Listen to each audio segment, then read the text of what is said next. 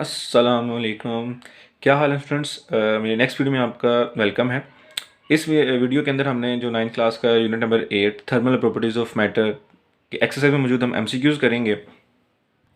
First MCQ जो कि इस एक्सरसाइज से रिलेटेड हमारे पास है, वो पूछ रहा है कि वाटर फ्रीजेस एट, कि वाटर जो आपके पास किस टेम्परेचर पर फ्रीज करता है। आपके पास चार ऑप्शंस गिवन हैं। A option 0 Fahrenheit, B option is 32 Fahrenheit, option C is -273 kelvin and option D is 0 kelvin. तो वैसे हमें पता है कि वाटर जो है वो 0 डिग्री सेल्सियस पे आपके पास फ्रीज कर जाता है, लेकिन यहाँ पर हमारे पास उसमें से कोई एक ऑप्शन जो है हमारे पास गिवन नहीं है। तो इसको हम ज़रा कैलकुलेट कर लेते हैं फ़ारेनहाइट डिग्री में चेंज करके। हमें पता है कि आपके पास जो वाटर है वो 0 डिग्री सेल्सियस के टेम्परेचर के ऊपर आपके पास फ्रीज कर जाता है, लेकिन यहाँ पर आपके पास जो ऑप्शंस हैं वो आपके पास या तो फ़ारेनहाइट में गिवन है या आपके पास केल्विन में गिवन है।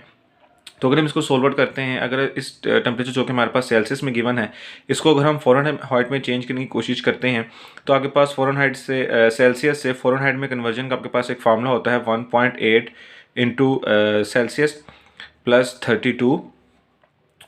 हमारे पास चूँकि यहाँ पे जो टेम्परेचर इन सेल्सियस जो हमारे पास गिवन है वो है आपके पास 0, तो 1.8 जब 0 से मल्टीप्लाई होगा तो आपके पास 0 ही आ जाएगा, ये टर्म 0 हो जाएगी और आपके पास एज ए रिजल्ट आपके पास जो बच जाएगा वो बच जाएगा 32 डिग्री। तो हमारे पास जो temperature in the form of Fahrenheit आपके पास क्या आ गया है, 32 डिग्री।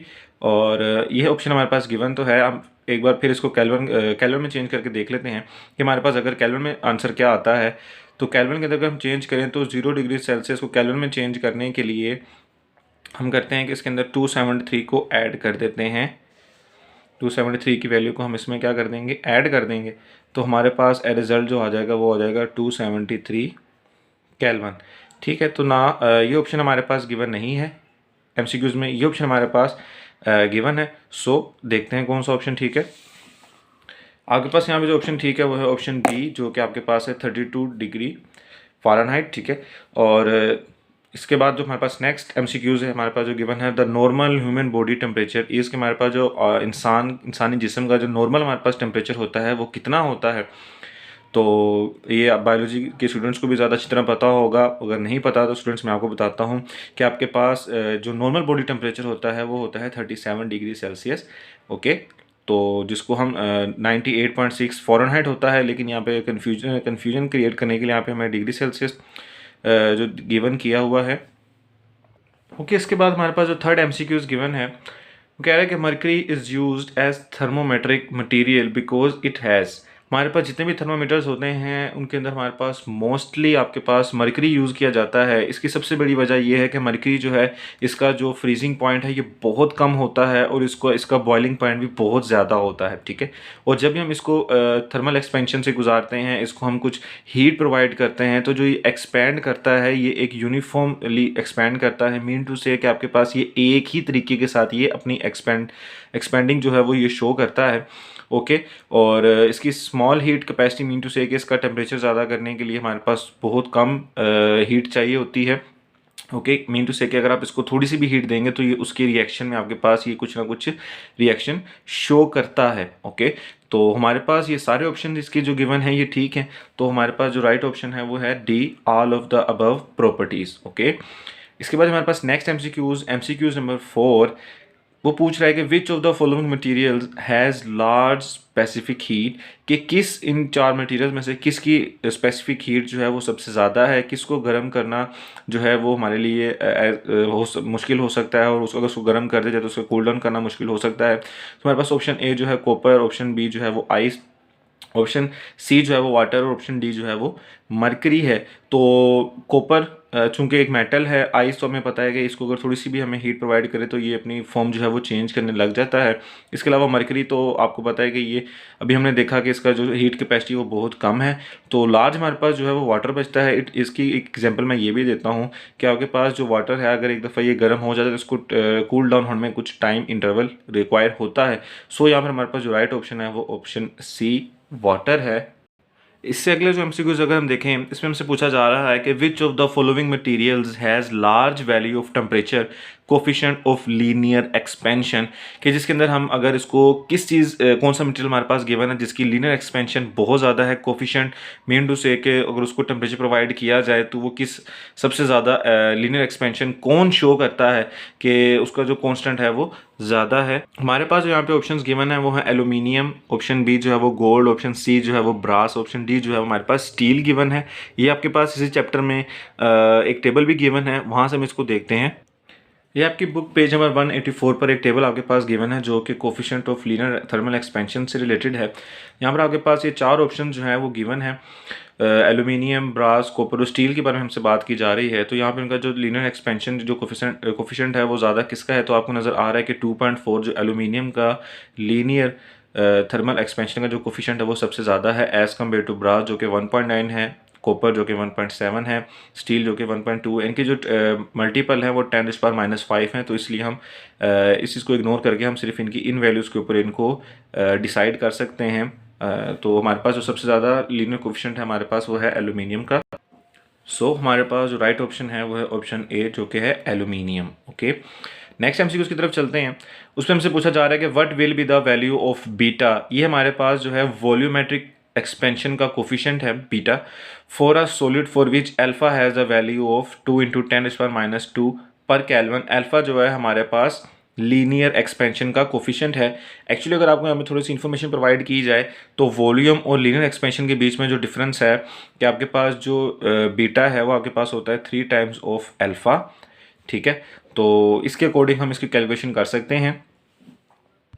ये हमारे पास लीनियर और वॉल्यूमेट्रिक एक्सपेंशन के बीच में एक रिलेशन है। हमारे पास यहाँ पे जो अल्फ़ा की वैल्यू गिवन है वो आपके पास है 2 × 10⁻⁵ पर केल्विन। तो हमारे पास यहाँ पर एज ए रिज़ल्ट जो आएगा 3 × 2 = 6 × 10⁻⁵ पर केल्विन एज हमारे पास रिजल्ट आता है। तो हमारे पास यहाँ पे जो राइट ऑप्शन जो हमारे पास है वो है ऑप्शन बी विच इज़ 6 × 10⁻⁵ पर केल्विन। आगे चलते हैं अपने नेक्स्ट एमसीक्यूज नंबर 7 की तरफ। उसमें हमसे ये कह रहा है कि a large water reservoir keeps the temperature of nearby land moderate due to, कि आपके पास जहाँ पर भी आपके पास रिजर्वायर, जहाँ भी आपके पास पाइप लाइन है, जहाँ भी आपके पास वाटर को स्टोर किया जा रहा होता है बहुत ज़्यादा क्वांटिटी में, लार्ज वाटर रिजर्वायर है, उसका टेम्परेचर जो है उसकी लैंड का उस लिहाज से मॉडिफाई क्यों रहता है, मीन टू से कि जहाँ पे नमी ज़्यादा होगी तो इट मीन्स कि वहाँ पे आपके पास टेम्परेचर भी कम होता है। ओके, और जहाँ पे आपके पास अगर गर्म वाटर की रिजर्वायर है तो उसके जो सराउंडिंग्स होगी वो भी क्या होगी, आपके पास गर्म होती है। तो इसकी वजह क्या है कि अभी हमने इससे पहले डिस्कस किया कि वाटर की जो है वो स्पेसिफिक हीट कैपेसिटी बहुत ज़्यादा है, इसी वजह से जो है ये अपना इफेक्ट जो है अपने टेम्परेचर का काफ़ी देर तक शो कर सकता है। सो यहाँ पर हमारे पास जो ऑप्शन डी जो है वो हमारे पास राइट ऑप्शन है जो कि ये कह रहा है कि large specific heat of water जो है हमारे पास इस यही वजह है कि हमारे पास जहाँ पे भी वाटर की ज़्यादा रिजर्वायर ज़्यादा क्वांटिटी होगी उस जगह पर आपके पास जो टेम्परेचर होगा वो उसी लिहाज से आपके पास चेंज हो रहा होगा। द लास्ट एमसीक्यू जो कि हमारे पास इस चैप्टर से रिलेटेड है, कह रहा है कि which of the following effects the evaporation, कि आपके पास जो इवेपोरेशन है उसको कौन कौन सी चीज़ें जो हैं वो इफ़ेक्ट करती हैं। सबसे फर्स्ट ऑप्शन जो हमारे पास गिवन है वो है टेम्परेचर। अगर हम टेम्परेचर की बात करें तो जाहिर सी बात है अगर आपने लेट सपोज एक गीला कपड़ा या आप कपड़े धोकर अगर आप धूप में रखते हैं और उसका टेम्परेचर अगर वहाँ पर ज़्यादा है, धूप में ज़्यादा शिद्दत ज़्यादा है, तो इट मीन्स कि वो इवेपोरेशन जल्दी हो जाएगी और कपड़ा जल्दी सूख जाएगा।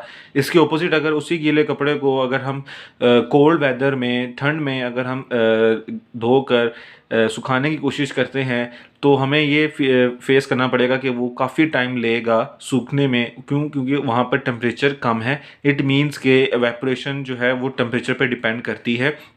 Surface area of the liquid, अगर इस टॉपिक ऑप्शन को अगर हम डिस्कस करें तो लिक्विड का जो सरफेस एरिया है अगर वो जितना कम होगा इट मीन्स के आपके पास अगर आपने एक कपड़ा गीला किया, उसी की एग्जांपल दोबारा ले लेते हैं, और अगर आपने उसको इकट्ठा करके एक जगह पर रख दिया है तो उस लिहाज से भी उसको सूखने में टाइम लगेगा। इट मीन्स के इवेपोरेशन जो है वो क्या होगी, स्लोली होगी। अगर आप उसी कपड़े को फैला कर मीन टू से कि उसका सरफेस एरिया अगर ज़्यादा कर देंगे तो इट मीन्स के वो जल्दी सूख जाएगा, इवेपोरेशन ज़्यादा अच्छे से होगी। तो इट मीन्स के आगे पास इवेपोरेशन जो है वो surface area of the liquid पर भी डिपेंड करती है। इसी तरह से अगर हम ऑप्शन सी की बात करते हैं तो ऑप्शन सी में में हमारे पास जो है वो विंड यानी कि हवा की बात की गई है। ये भी आप जानते हैं कि हवा अगर तेज़ चलेगी तो इवेपोरेशन ज़्यादा तेज़ी होगी, और अगर हवा नहीं चल रही तो उस लिहाज से हमारे पास जो है वो इवेपोरेशन कम होगी। तो इवेपोरेशन जो है वो हमारे पास विंड पर भी डिपेंड करती है। सो यहाँ पर हमारे पास जो राइट ऑप्शन है वो option D, all of the above option जो कि हमारे पास गिवन है। आई होप सो आपको इस वीडियो के अंदर सारे एमसीक्यूज़ अंडरस्टैंड हो चुके होंगे। अगर आपको किसी एमसीक्यूज़ में कोई इशू है आप कमेंट करके मुझसे पूछ सकते हैं। मेरी वीडियो को लाइक करें, शेयर करें और चैनल को सब्सक्राइब करें, और वेट करें आगे मज़ीद इंटरेस्टिंग वीडियोज़ के लिए। तब तक अपना ख्याल रखें। खुदा हाफिज़।